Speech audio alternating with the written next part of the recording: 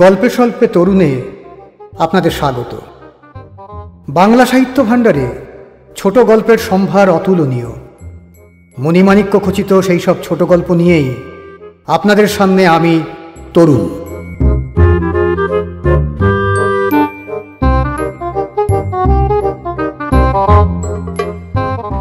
আজকের গল্প কর্তার কীর্তি, রচনা শরদিন্দু বন্দ্যোপাধ্যায়।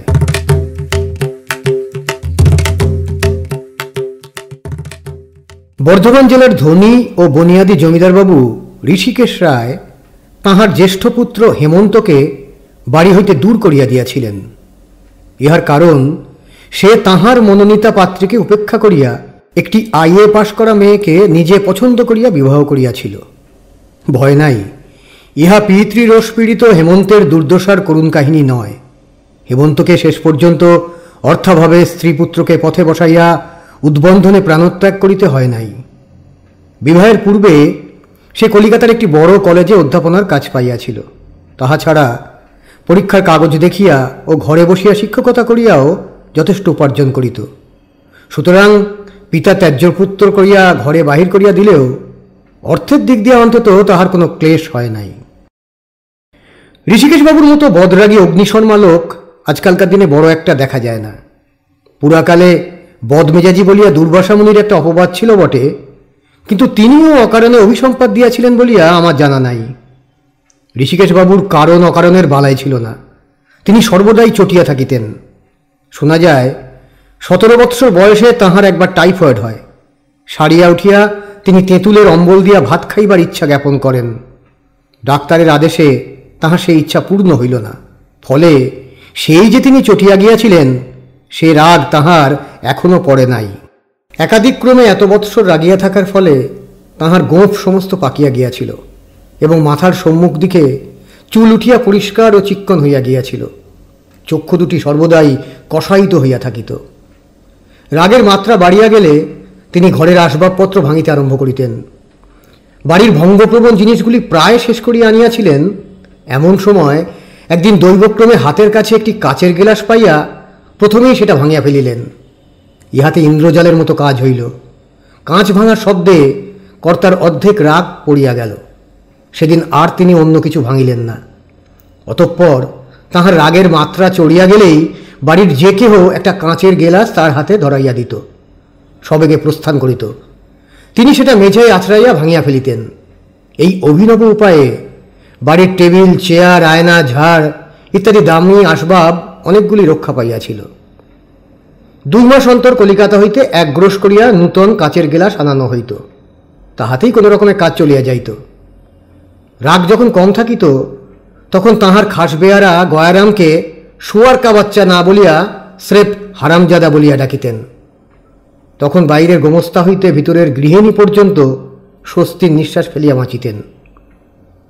2 বৎসর পূর্বে হেমন্ত যখন জানাইল যে সে পিতৃ নির্বাচিতা কলাবতী নামে 11 বর্ষীয়া মেয়েটিকে বিবাহ করিবে না, পরন্তু বেথুন কলেজের একটি অষ্টাদশী মাতৃহীনা কুমারীকে বধূরূপে মনোনীত করিয়াছে, তখন কর্তা দ্রুত পরম্পরায় 23টা গ্লাস ভাঙিয়া ফেলিলেন।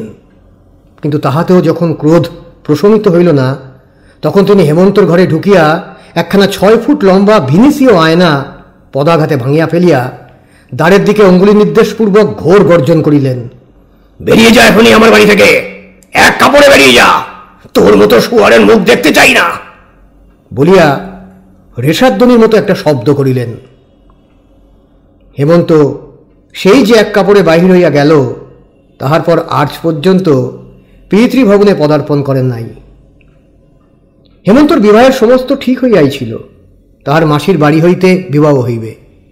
বিবাহের দিন 2 পূর্বে গৃহিণী কাঁপিতে কাঁপিতে কর্তার নিকট গিয়া বলিলেন, আমি কালীঘাটে যাব, মানত আছে, শিশিরের সঙ্গে আমায় পাঠিয়ে দাও। রাগী হইলেও ঋষিকেশবাবু অত্যন্ত কূটবুদ্ধি। গৃহিণীর আর্জি শুনিয়া তিনি রেশাধ্বনিবৎ শব্দ করিলেন। কটমট করিয়া তাকাইয়া বলিলেন, মানত আছে, শিশিরের সঙ্গে পাঠিয়ে দাও, চালাকি। আচ্ছা, আমি সঙ্গে করে নিয়ে যাচ্ছি, দেখি কেমন কালীঘাটের মানত। গয়া শুয়ারকা বাচ্চা কোথায় গেল? গৃহিণী চক্ষে অঞ্চল দিয়া দ্রুত পদে প্রস্থান করিলেন। গয়া দ্বারের বাহিরে এক গ্লাস শরবত হাতে লইয়া দাঁড়াইয়াছিল। ঘরে ঢুকিয়া কর্তার হাতে দিতেই তিনি সেটা দেয়ালে মারিয়া ভাঙিয়া ফেলিলেন। সগর্জনে বলিলেন, ম্যানেজারকে ডাক।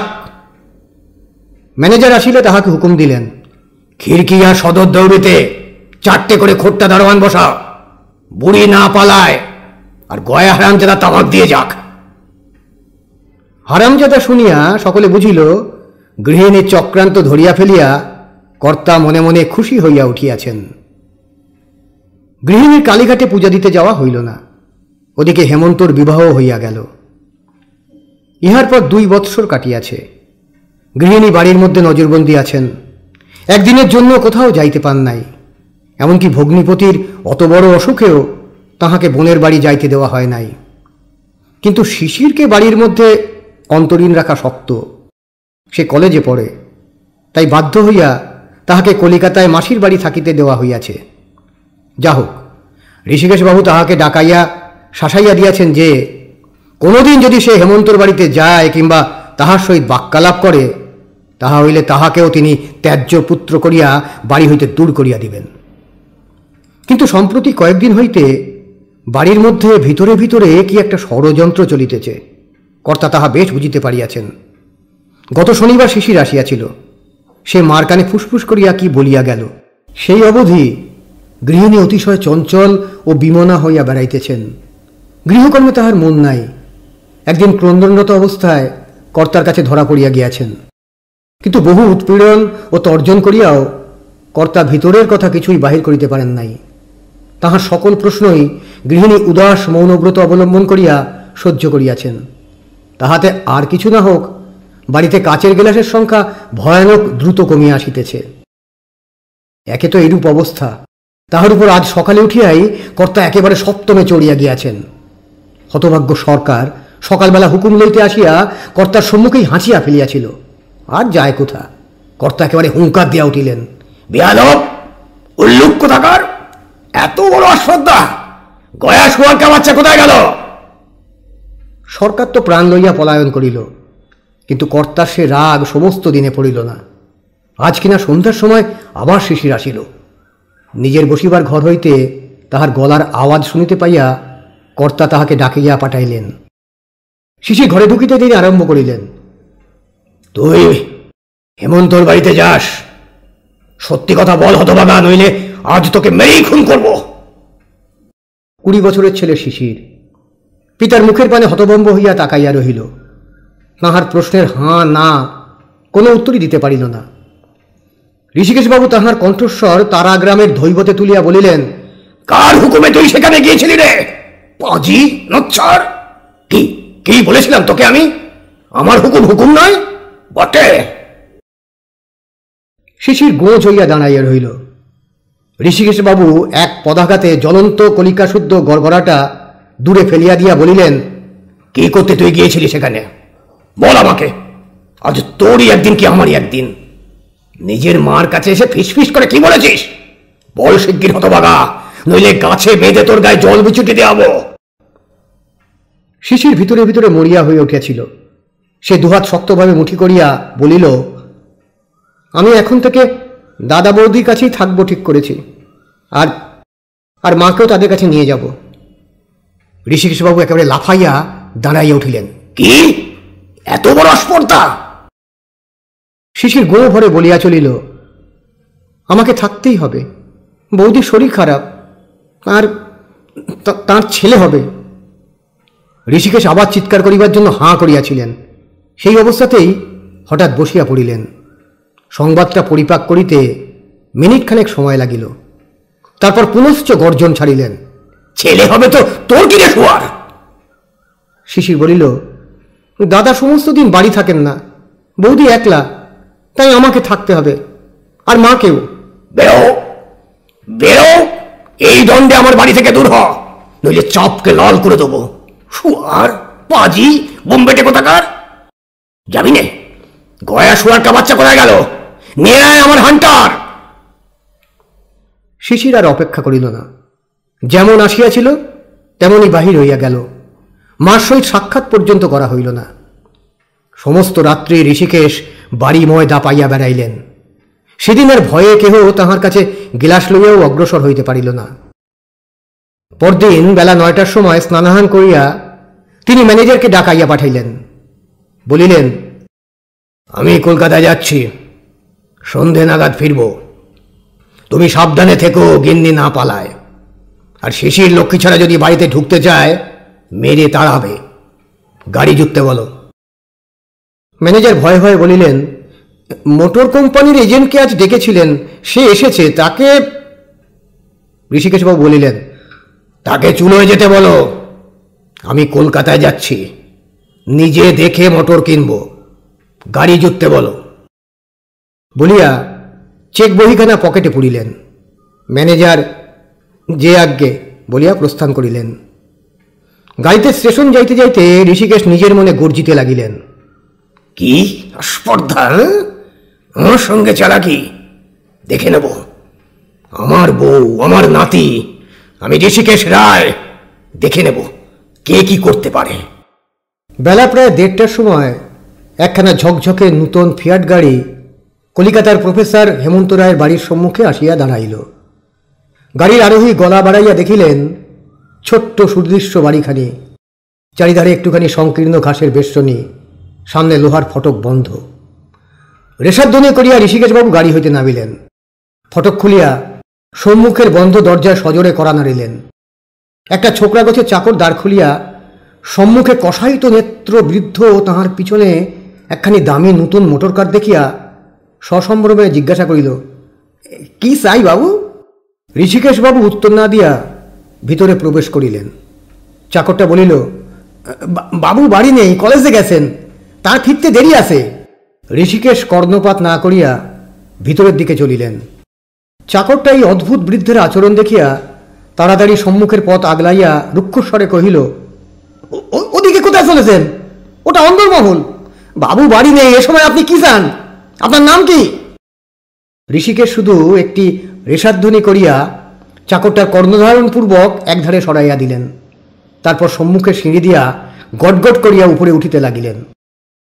উপরের একটা ঘরে তখন মেঝের উপর মাদুর বিছাইয়া পা ছড়াইয়া বসিয়া প্রতিমা ভেলভেটের জুতার কাপড়ে রেশমের ফুল তুলিতেছিল।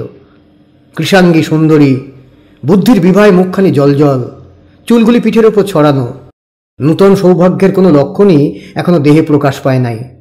তাহাকে দেখিলেই মন খুশি হইয়া উঠে। তাহার হাঁটুর কাছে মাথা রাখিয়া শিশির কড়িকাঠের দিকে চোখ তুলিয়া লম্বাভাবে শুইয়াছিল। গতকল্য বাবার সহিত যে ব্যাপার ঘটিয়া গিয়াছে তাহা বৌদিকে বলা যাইতে পারে কিনা সে মনে মনে তাহাই গবেষণা করিতেছিল।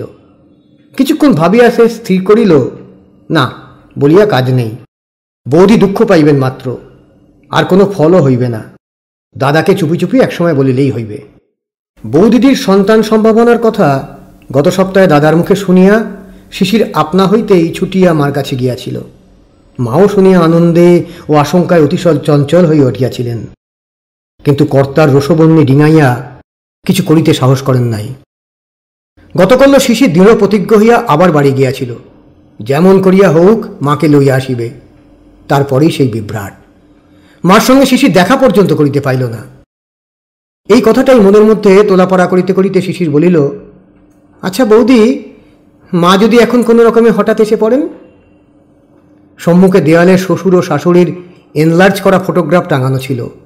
সেই দিকে চোখ তুলিয়া কিছুক্ষণ শাশুড়ির ছবির দিকে চাহিয়া থাকিয়া একটি ক্ষুদ্র নিঃশ্বাস ত্যাগ করিয়া প্রতিমা বলিল, তা যদি হতো ঠাকুরপো।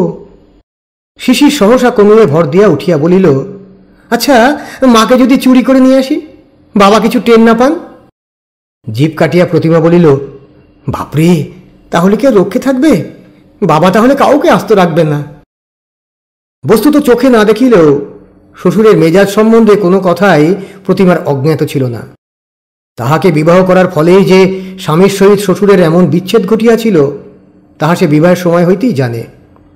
হেমন্ত অবশ্য কোনোদিন এ সম্বন্ধে তাহাকে কোনো কথা বলে নাই, কিন্তু শ্বশুর ঘরের জন্য সর্বদাই প্রতিমার প্রাণ কাঁদিতে থাকিত। রাগী হউন, কিন্তু শ্বশুর যে কখনোই মন্দ লোক নহেন ইহা তাহার দৃঢ় বিশ্বাস ছিল। শ্বশুর শাশুড়ির আদরে বঞ্চিত হইয়া এই মেয়েটি যে মনের মধ্যে কতখানি বেদনা পোষণ করিয়া রাখিয়াছিল তাহা তাহার স্বামীও কোনোদিন জানিতে পারে নাই। অত্যন্ত বুদ্ধিমতী বলিয়া সে ও ভাব কখনো ইঙ্গিতে প্রকাশ করে নাই, পাছে স্বামী উদ্বিগ্ন হন। শিশির আবার কড়িকাঠের দিকে চাহিয়া শুইয়াছিল। প্রতিমা ছলছল চক্ষে বলিল, আমার ভাগ্যে সে কি আর হবে ঠাকুরপো? বাবা মাকে আমি এই জন্মে চোখে দেখতে পাবো না বলিয়া একটা উচ্ছ্বসিত দীর্ঘশ্বাস ত্যাগ করিল। এমন সময় নিচে হৃষাধ্বনির মতো শব্দ শুনিয়া শিশির তরাক করিয়া উঠিয়া বসিল। এ শব্দ তো ভুল হইবার নয়। সে প্রতিমার কানের কাছে মুখ লইয়া গিয়া বলিল, বাবা, বাবা এসেছেন বলিয়াই এক লাফে পাশের ঘরে ঢুকিয়া ভিতর হইতে দরজা বন্ধ করিয়া দিল। প্রতিমার মুখ সাদা হইয়া গেল, বুক ঢিপঢিপ করিয়া উঠিল। সে উঠিয়া দাঁড়াইয়া মাথায় আঁচল টানিয়া দিতেই ঋষিকেশবাবু ঘরের মধ্যে আসিয়া দাঁড়াইলেন। প্রতিমাকে আপাদমস্তক নিরীক্ষণ করিয়া বজ্র গম্ভীর স্বরে কহিলেন, আমার নাম শ্রী ঋষিকেশ রায়, আমি বর্ধমান থেকে আসছি বলিয়া একটা চেয়ার টানিয়া লইয়া তাহাতে উপবেশন করিলেন। এইখানে প্রতিমা একটু অভিনয় করিল। মনে যে ভয়ের সঞ্চার হইয়াছিল তাহা জোর করিয়া চাপিয়া সে সচকিতে ফিরিয়া মুখের ঘুমটা সরাইয়া দিল। বিস্ময়, আনন্দ, ভক্তি, লজ্জা মিশ্রিত চক্ষে ঋষিকেশবাবুর মুখের দিকে এক মুহূর্ত চাহিয়া থাকিয়া অর্ধস্ফুট স্বরে উচ্চারণ করিল, বাবা। তারপর গলায় আঁচল দিয়া তাহার পায়ের উপর মাথা রাখিয়া প্রণাম করিল। অগ্নুদ্গারী ভীষুভিয়াসের মাথার উপর উত্তর মেরুর সমস্ত বরফ চাপাইয়া দিলে কি ফল হয় বলিতে পারি না। ঋষিকেশবাবুরও মুখের কোনো ভাব পরিবর্তন দেখা গেল না। তিনি ক্ষীণভাবে একটু রেশাধ্বনি করিয়া বলিলেন, তুমি আমার পুত্রবধূ, তোমার নাম কি? আমার নাম প্রতিমা বলিয়া সে তাহার পায়ের কাছেই বসিয়া পড়িল। এইটুকু অভিনয় করিয়াই তাহার উরু দুটো থরথর করিয়া কাঁপিতেছিল। ঋষিকেশবাবু চাহিয়া দেখিলেন, হ্যাঁ, নাম সার্থক বটে। বধূর মুখ দেখিলে চোখ জুড়াইয়া যায়। শুনিয়াছিলেন বধূ আইএ পাস, কিন্তু কই, তাহার আচরণে বিদ্যাভিমানের কোনো চিহ্নই তো নাই। তিনি এক দর্পিতা তীক্ষ্ণভাষিনী যুবতী মনে মনে কল্পনা করিয়া রাখিয়াছিলেন। কিন্তু এ কি? ঋষিকেশবাবু মনে মনে একবার রেশাধ্বনি করিলেন, কিন্তু তাহা পুত্রদের উদ্দেশ্যে। হতভাগারা তাহাকে বলে নাই কেন? প্রতিমা শ্বশুরের মুখের দিকে একবার চাহিয়া উঠিয়া দাঁড়াইয়া মৃদুকণ্ঠে বলিল, আপনি বড্ড ঘেমেছেন, জামাটা খুলে ফেললে হতো না বাবা? হাত পাখা আনিয়া সে বাতাস করিবার উপক্রম করিতেই ঋষিকেশবাবু বলিয়া উঠিলেন, থাক থাক, তোমায় আর কষ্ট করতে হবে না মা, আমি নিজেই বাতাস খাচ্ছি বলিয়া ফেলিয়াই ঋষিকেশবাবু একেবারে স্তম্ভিত হইয়া গেলেন। এ ধরনের কথা গত ৩৩ বৎসরের মধ্যে তাহার মুখ দিয়া একবারও বাহির হয় নাই। পাশের ঘরের দরজায় কান লাগাইয়া শিশির নিষ্পন্দ বক্ষে এতক্ষণ শুনিতেছিল। এবার সে পা টিপিয়া টিপিয়া সরিয়া গিয়া দেয়ালে টাঙানো রামকৃষ্ণ পরমহংসদেবের ছবির সম্মুখে দাঁড়াইয়া প্রাণপণে দুর্গা নাম জপ করিতে লাগিল। ঋষিকেশবাবু গায়ের জামা খুলিয়া মাদুরের ওপর বসিলেন। পাখার হাওয়া খাইতে খাইতে জিজ্ঞাসা করিলেন, সে শয়তানটা ফিরবে কখন? তোমাকে বুঝি এইরকম একলা ফেলে রেখে যায়? চোখের জল ও মুখের হাসি একসঙ্গে নিরুদ্ধ করিয়া প্রতিমা নিরুত্তরে বসিয়া রইল। ঋষিকেশবাবু গলা এক পর্দা চড়াইয়া দিয়া বলিলেন, স্টুপিড, বদমাশ সব, শিশিরটাকেও বাড়ি থেকে দূর করে দিয়েছি। এমন বউ আমার কাছ থেকে লুকিয়ে রেখেছিল। আজই আমি তোমাকে বাড়ি নিয়ে যাব, দেখি কোন বেটা কি করতে পারে। শ্বশুরের মুখের দিকে চাহিয়া প্রতিমা আর অশ্রু সম্বরণ করিতে পারিল না, ঝরঝর করিয়া কাঁদিয়া ফেলিল। ঋষিকেশবাবু তাহাকে কোলের কাছে টানিয়া আনিয়া নিজের থানের খুঁট দিয়া তাহার চোখ মুছাইয়া দিয়া সগর্জনে কহিলেন, কেঁদো না, আমি এই হেমন্তটাকে দেখে নেব। সব ওই ছোঁড়ার শয়তানি, আমি বুঝেছি। গিন্নিও এর মধ্যে আছেন। আমাকে এতদিন বলেননি কেন? ষড়যন্ত্র, যত সব চোর বোমবেটের দল, নইলে এই বউকে আমি 2 বছর বাইরে ফেলে রাখি। প্রতিমা শ্বশুরের কোলের উপর উপুর হইয়া পড়িয়া রুদ্ধস্বরে বলিল, বাবা, বাবা, আমাকে বাড়িতে মার কাছে নিয়ে চলুন। যাবই তো, এখনই নিয়ে যাব। আমি ঋষিকেশ রায়, আমি কি কারু তোয়াক্কা রাখি? জামাটা গায়ে দিতে দিতে পুনরায় বলিলেন, তোমায় নিয়ে যাব বলে নতুন মোটর কিনে নিয়ে একেবারে এসেছি। ট্রেনে তো আর তোমার যাওয়া হতে পারে না। ঋষিকেশ উঠিয়া দাঁড়াইলেন। প্রতিমা থতমতভাবে একবার ঢোক গিলিয়া বলিল, এক্ষুনি। কিন্তু বাবা। ঋষিকেশবাবু চড়া সুরে বলিলেন, কিন্তু কি? সেই রাস্কেলটার অনুমতি নিতে হবে, তবে তোমাকে নিয়ে যেতে হবে? আমি এই তোমাকে নিয়ে চললাম, ওদের যদি ক্ষমতা থাকে মোকদ্দমা করুক গিয়ে। প্রতিমা দ্বিরুক্তি করিল না, যেমন ছিল তেমনি বেশে শ্বশুরের সঙ্গে নামিয়া চলিল। সদর দরজা পর্যন্ত গিয়া ঋষিকেশবাবু থমকিয়া দাঁড়াইয়া পড়িলেন। উদ্বিগ্নভাবে পুত্রবধূর দিকে তাকাইয়া কহিলেন, কিন্তু শুনেছিলাম ওই শিশির হতভাগা বলছিল যে তুমি নাকি, তোমার নাকি কোনো ভয়ের কারণ নেই তো মা? মোটরে প্রায় 60 মাইল যেতে হবে, যদি কষ্ট হয়, যদি কোনো রকম। আরক্ত মুখ কোনো মতে ঘুমটায় ঢাকাইয়া প্রতিমা তাড়াতাড়ি গাড়িতে গিয়া উঠিল। 3টার সময় হেমন্ত বাড়ি ফিরিতেই শিশির ছুটিয়া গিয়া তাহাকে জড়াইয়া ধরিয়া বলিল, দাদা, বাবা এসেছিলেন, বৌদিকে বাড়ি নিয়ে গেলেন, বলে গেছেন আমাদের ক্ষমতা থাকে তো যেন মোকদ্দমা করি, বলিয়া উচ্চস্বরে হাসিয়া উঠিল। ভাইয়ের কাছে সমস্ত আদ্যপ্রান্ত শুনিয়া হেমন্ত স্মিত মুখে বলিল, সব তো তুই করলি, এখন আমি কি করব উপদেশ দে। অতঃপর 2 ভাই আধ ঘণ্টা ধরিয়া পরামর্শ করিয়া বিকাল 5টার গাড়িতে বর্ধমান রওনা হইল। রাত্রি 8টার সময় বৌমা তত্ত্বাবধান করিবার জন্য অন্দরে প্রবেশ করিয়া কর্তা দেখিলেন 2 ভাই হেমন্ত ও শিশির মায়ের ঘরের মেঝে আহারে বসিয়াছে। গৃহিণী সম্মুখে বসাইয়া খাওয়াইতেছেন এবং নববধূ একখানা রেকাবি হস্তে দ্বারের পাশে দাঁড়াইয়া আছে। ঋষিকেশবাবু ভীষণ ভ্রুকুটি করিয়া কহিলেন, এ দুটোকে কে বাড়িতে ঢুকতে দিলে? নিশ্চয়ই খিড়কি দিয়ে ঢুকেছে। আস্পর্ধা, এখনই ওদের বেরিয়ে যেতে বলো। হেমন্ত ও শিশির কথা কইল না, হেঁট মুখে আহার করিতে লাগিল। গৃহিণী বলিলেন, কেন যাবে? যাবে না, আর যায় যদি বৌমাকে নিয়ে যাবে, আমিও যাব, দেখি তুমি কি করে আটকাও। ঋষিকেশবাবু কটমট করিয়া তাকাইয়া বলিলেন, ভারী আস্পর্ধা হয়েছে। আচ্ছা, এখন কিছু বলছি না, বৌমার শরীর খারাপ, কিন্তু এরপরে। বৌমা, তুমি সৌগে যাও, হতভাগাদের আর পরিবেশন করতে হবে না, বলিয়া মধ্যম রকমের একটা রেশাধ্বনি করিয়া তিনি প্রস্থান করিলেন। কিছুক্ষণ পরে বৈঠকখানা হইতে কর্তার গলা শোনা গেল, গয়া হতভাগা কোথায় গেল? তামাক দিয়ে যাক। গয়ারামের এত বড় সৌভাগ্য জীবনে কখনো হয় নাই।